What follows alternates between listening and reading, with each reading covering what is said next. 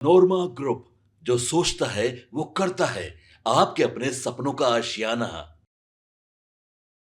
इस बार विधानसभा चुनाव में कई ऐसे नए चेहरे हैं जो अपनी किस्मत आजमाने के लिए चुनावी मैदान में उतरे। इन्हीं में से एक है जमुई से भावी प्रत्याशी निर्भय प्रताप सिंह, जो कभी पूर्व में अंचल अधिकारी हुआ करते थे, लेकिन उनका मन समाज सेवा में लगा।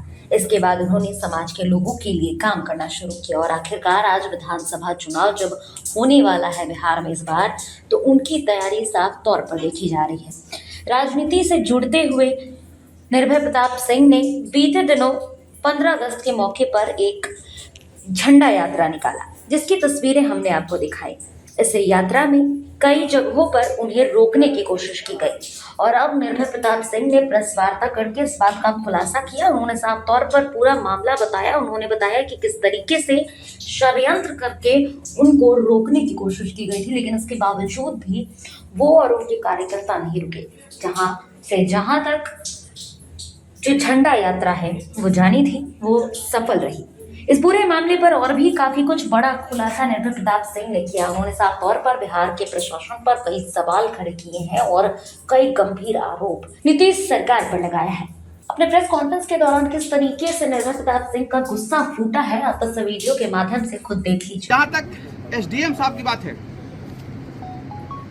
मैं ये बता दूं कि सबसे पहले ये एसडीओ पहले जो थे सिमरी बख्तियारपुर सहरसा का डीसीएलआर थे। कुछ दिन सदर का भी डीसीएलआर थे, प्रभार दिया गया था। इन्होंने बीएलडीआर एक्ट और मोटेशन अपील में त्राही माम मचाया है। आप पता कर सकते हैं वहां के अपने मित्रों से। इन्होंने रैयत को सप्रेस और तमाम तरह की परेशानियां दिया है। और बाद में जब ट्रांसफर हुआ इनका ट्रांसफर होता है तो ये 150 म्यूटेशन अपील को एक पक्षीय सुनवाई करके बिना किसी को बुलाए एक नोटिस दिया जाता है। आप जानते हैं कि जब अपील में जाता है तो एक नोटिस दिया जाता है, कितना दिन में आपको आना है और इतना डेट को सुनवाई होगा, बिना सुने। ये ऐसा कुछ नहीं किया था, निर्णय नहीं लिया था, लेकिन इन्होंने बिना सुनवाई किए 150 अपील को रिमांड बैक कर दिया है। 150 जो म्यूटेशन अपील उसको रिमांड बैक कर दिया सीओ को घूस लेकर के। इनके खिलाफ तो मुझे यह भी जानकारी है कि 3 करोड़ का फ्लैट ये सगना मोड़ पे लिया है। 3 करोड़ का जो जमीन इन्होंने सगना मोड़ पे लिया है। मैं ये भी लेटर लिखूंगा विभाग को कि इनकी जांच हो, किसके नाम पर लिया, कैसे लिए। इस तरह की तमाम नीच हरकत इनके द्वारा की जा रही है। मैं जमुई के लोगों से आज तक मैं बता दूं, इतना इनका आने हुए 2-3 महीने हो गया शायद। मैं पूछना चाहता हूं कि क्या अभी आप कभी एसडीओ साहब को कभी अकेले में आम जनता के बीच में सहज महसूस करते हुए देखे हैं? नहीं देखे हैं। क्या आप देखें? इनको मैं ये दावे के साथ कह सकता हूं कि बिना अपने सिपाही और ड्राइवर का अगर महाराजगंज के चौक पर 5 मिनट खड़े हो जाए, जो कि भारत के लोग है, लोकतंत्र है, वहां के लोग अच्छे हैं, उनके बीच नहीं खड़े हो सकते, इनकी पसीना उतर जाएगी। इतना अनकंफर्टेबल ऑफिसर हैं ये।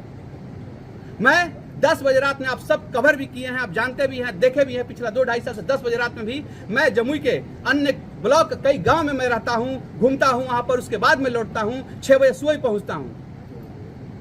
ये विदेशी फरमान चला रहे हैं हम पे। ऐसे लोगों को जो षड्यंत्र करता है और ऐसे पदाधिकारी को हमको नहीं लगता समाज में कोई जगह है। इसको ऐसे लोगों को तो पाकिस्तान में भेज देना चाहिए, क्योंकि भारत का वहां शोभा यात्रा निकालने पर प्रतिबंध है और वहां पर ये आसानी से रोक सकते हैं। जहां तक बात एसएचओ साहब का करता हूं, जब हम एक अधिकारी हैं, उनसे ऊपर हैं, ऐसी बात कर रहे हैं तो बाकी का क्या होता होगा ये आप समझ सकते हैं बेहतर तरीके से। जिस तरह की भाषा वो बोल रहे हैं, उनको कोऑपरेट करना चाहिए, लेकिन नहीं।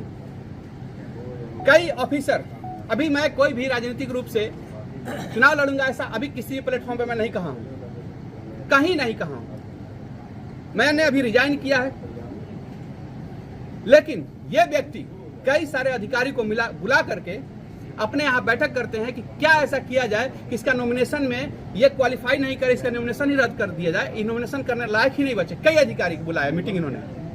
ये बहुत ही दुर्भाग्यपूर्ण चीज है कि भारत के लोकतांत्रिक व्यवस्था में संविधान के अनुसार कोई चुनाव लड़ना भी चाहता है तो आप ऐसा नहीं कर सकते। अभी तो मैंने घोषणा नहीं किया है तो इतना आपको बवाल मचा हुआ है, इतना आपको भूकंप आ गया है, तो आने वाला समय में क्या होगा आप समझ सकते हैं। एक बात और मैं कहना चाहता हूं कि आप लोग जो ये षड्यंत्रकारी उनकी टीम है, आप समझ सकते हैं कि मुझे एक बार पहले भी एक पत्रकार के कार्यक्रम में मुझे बेइज्जत करने की कोशिश की गई थी या क्या हुआ था।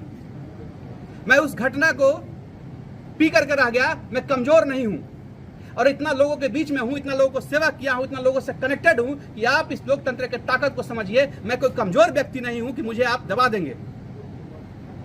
तमाम षड्यंत्र मैं आपको फेल करने में सक्षम हूं, करके दिखाऊंगा। अगर कोई पदाधिकारी मेरे ऊपर उंगली उठाता है और गलत तरीके से मुझे आरोपी बताता है, मैं उसके लिए सक्षम हूं।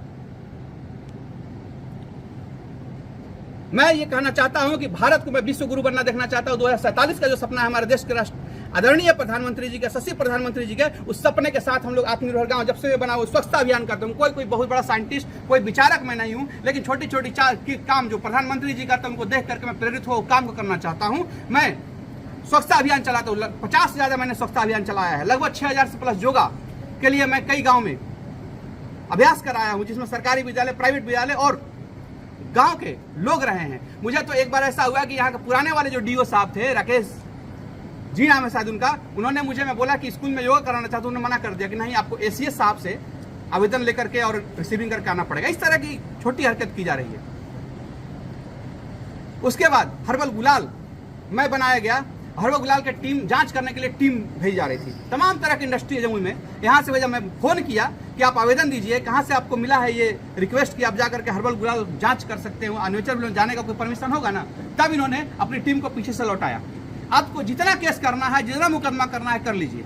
मुझे पता है आप SC/ST केस कर सकते हैं, महिला उत्पीड़न का केस कर सकते हैं, तमाम तरह की निष्ठा आप कर सकते हैं। इससे मैं टूटूंगा नहीं, मजबूत होऊंगा, क्योंकि मुझे तमाम लोगों पर स्नेह है, सबका आशीर्वाद है, विश्वास है। अभी भी बता दूं कि यहाँ अभी ये जो सिस्टम चेंज हुआ है, जो नए नए बड़े ठसक वाले अधिकारियां हैं, इनसे पहले मैं आप सब जानते हैं कि इस ऑफिस में मैं जब सीओ नहीं भी था, तब भी मेरा आना जाना सभी ऑफिस में, सभी कार्यक्रम में मैं रखता था, क्योंकि सामाजिक व्यक्ति, मैं सामाजिक काम करता था। अब इन लोग मुझे मेरे ऊपर कंट्रोल करने की कोशिश कर रहे हैं कि ये गलत हो गया।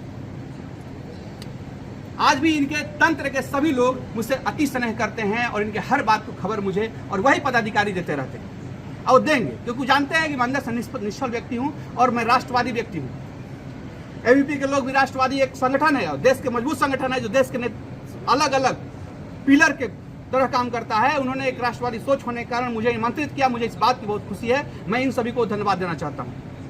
मैं आप सभी लोगों को भी आमंत्रित करता हूँ। मैं SHO और SDM साहब दोनों के पास अभी तुरंत जाना चाहता हूं। अगर मैं कोई एंटी नेशनल हूं और मेरे अंदर कई अगर जो गलतियां, उसके अंदर आप अरेस्ट कीजिए मुझे। मैं अभी जाना चाहता हूं, आप लोगों के साथ जाना चाहता हूं। मैं आप सभी लोगों को आमंत्रित करता हूं कि आप चलिए मेरे साथ। मैं थाना में जाना चाहता हूं, SDM साहब पास जाऊंगा। धन्यवाद। आते हैं जो धन बल से आते हैं, जो अपने बिना कर्म किए आते हैं, ऐसे लोगों की दिक्कत है। कोई अलग अलग क्षेत्र में बढ़िया हो सकता है, राजनीति के लिए अलग क्राइटेरिया, उसकी योग्यता अलग होनी चाहिए, लोगों से कम्युनिकेशन, कनेक्शन और उनकी जो भावना है, उनको जो समस्या है उसको महसूस करने वाला होना चाहिए, जमीनी होना चाहिए। राजनीतिक रूप से जो वर्क करना चाहते हैं, उसी कारण से आपको परेशान किया जा रहा है। कौन सा राजनीतिक काम? झाड़ू मारना राजनीतिक काम है? योगा सिखाना राजनीतिक काम है? मसाला का इंडस्ट्री अगर शुद्ध मसाला लोगों को मिला तो ये राजनीतिक काम है? अगर लोगों को हस्तशिल्प में सिलने बुलने का सिखाया तो राजनीतिक काम है? हर्बल गुलाल आपने भी खेला है, सभी ने खेला है, ये क्या राजनीतिक काम है? कौन सा राजनीति की बात कर रहे हैं आप? तो SDM सर किनके दबाव में आकर इस तरह का कार्य ये कर रहे हैं? सभी जमुई के, आप आम जनता से जाकर पूछिए कि किसके दबाव में कर रहा है। मुझे लगता है कि लोग जवाब दे देगा। आप भी जानते होंगे वैसे तो कि कौन लाया है, कौन करवा रहा है, लेकिन मैं टूटने और बिखरने वाला नहीं हूं। मैं मजबूती से उखड़ करके आऊंगा। जितना दबाएंगे उतना ऊपर आऊंगा और वहां से आऊंगा। जितना नीचे गाड़ेंगे हमको, उतना ऊपर तक उतना ही दोगुना आऊंगा। कोई जनप्रतिनिधि का लाए हुए हैं सर? ये परेशानी हो सकती है जो इस तरह का दबाव, इस तरह का। मेरा एक एक्सेप्टेंस है समाज में, लोगों के बीच में बैठता हूँ, उनकी चीजों को समझता हूँ, उनसे कनेक्शन बना पाता हूँ, योग्यता है मुझ में। मैं एक एग्जाम को क्वालिफाई किया हूँ, मैं लोगों के साथ काम करता हूँ, मैं विकास को जानता हूँ। जो लोग पुल पुलिया गिनाते हैं, ये विकास नहीं है। मैं बार बार कहता हूँ ये एक अच्छा चीज है, ये विकास का रास्ता है, विकास नहीं है। विकास स्कूल बना देने से विकास हो जाता है? स्कूल में अगर बच्चे पढ़ करके कुछ बनते हैं, ये विकास है? कौन बोल दिया स्कूल बन जाने से विकास हो जाता है? जब माइंड शिक्षित होगा, एजुकेटेड होगा, तब विकास है। मैं इससे अलग से मैं कितना वीडियो कह चुका हूं। इस चीज से दिक्कत है कि ट्रू विकास इनको तो पता ही नहीं है। जब राजनीति पता नहीं है कि राजनीति क्या है, तो ये विकास को क्या पढ़ेंगे या समझेंगे? ह्यूमन डेवलपमेंट कहाँ गया? हैप्पीनेस इंडेक्स होता है, पता भी है इनको। लोगों को जो अपने आप को लीडर बोलते हैं, यहाँ के सभी लोग अलग अलग क्षेत्र, कोई किसी ने बोला तिरंगा यात्रा करो, तक कोई भी व्यक्ति इसने कमेंट किया कि तिरंगा यात्रा एसडीएम ने क्यों रोका? क्या पॉलिटिकल पार्टी जो है या फिर जो आपका अलग अलग जनप्रतिनिधि हैं, लोग हैं सामाजिक या फिर जो आपके राजनीतिक लोग, उनको सवाल नहीं पूछना चाहिए? वो सवाल नहीं करते हैं। जानते हैं क्यों? क्योंकि वो चाहते हैं एसडीएम साहब से मेरा अच्छा बनता रहे, बाकी दुनिया का क्या, मुझे क्या मतलब। अपने कार्यकर्ता 2-4 जो लोग होते हैं उनका कॉल करेंगे उठाकर। आपके सपनों को हमने सजाया है, ई होम्स पैनोरामा को हमने बनाया है। ई होम्स मेरा एक सपना था जिस पे मैं पिछले 4 साल से काम कर रहा था। हमने जो बनाया है वो सबने है माना। ई होम्स पैनोरामा में हो आपका भी आशियाना। और फाइनली हमने 2021 में इस प्रोजेक्ट को लॉन्च किया। बहुत लोग अप्रिशिएट कर रहे हैं कि पूर्णिया जैसे शहर में, बिहार के, एक तो बिहार की बात करें उसमें भी पूर्णिया जैसे छोटे जगह में इस तरह का लाइफस्टाइल देना, ये सुन के हम लोगों को बहुत अच्छा लगता है। ई होम्स में हमने कुछ और भी किया है, जैसे हम जिस जगह में रह रहे हैं हमारे फैमिली सिक्योर हो, उनको सिक्योरिटी का ध्यान में रखा है। आपकी सुविधा और सुरक्षा आपके लिए खास है, ये आपका विश्वास है। इसमें आर्टिफिशियल इंटेलिजेंस का 7 लेयर सिक्योरिटी का हमने इस्तेमाल किया है। लस ग्रीन कैंपस को बनाया है। यदि हमारा बाउंड्री वाल है तो वो वर्टिकल गार्डन है। ये जितनी भी फैसिलिटी होता है एक इंटरनेशनल टाउनशिप में, ई होम्स है, ये हम लोग विश्वास नहीं कर पा रहे हैं। जो भी हमारे मित्र दोस्त या जो भी हमारे बाहर के बाहर आते हैं तो हम लोगों को बहुत अच्छा सुनने को मिलता है और बहुत अच्छा क्रेडिट मिल रहा है। वो सारा हमने सिर्फ एक बिल्डिंग नहीं बनाया, हमें एक बहुत अच्छा लाइफस्टाइल दिया ई होम्स में, और मेरा एक सपना था जिसको मैं आज फुलफिल होते हुए देख रहा हूँ। ये आपका आवास है। ई होम्स पैनोरामा में अब आपका निवास है। E Homes Panorama, luxurious lifestyle redefined. Panorama Group, जो सोचता है वो करता है। अगर ये वीडियो पसंद आई और वह बिहार के राजनीति और बिहारियत से सरोकार रखेनी तो सब्सक्राइब बटन दबा के चैनल के सब्सक्राइब कर ली। ओजे एगो घंटी बा, ओकरा बटन दबा देला से कुल सटीक और मारक खबर रुआ मुफ्त में मिल जाई। अगर रुआ पत्रकारिता के हमनी के नया प्रयोग में सहयोग कर चाहतानी तो ज्वाइन बटन दबा दी। पेटीएम नंबर नोट कर ली 9386 816 700।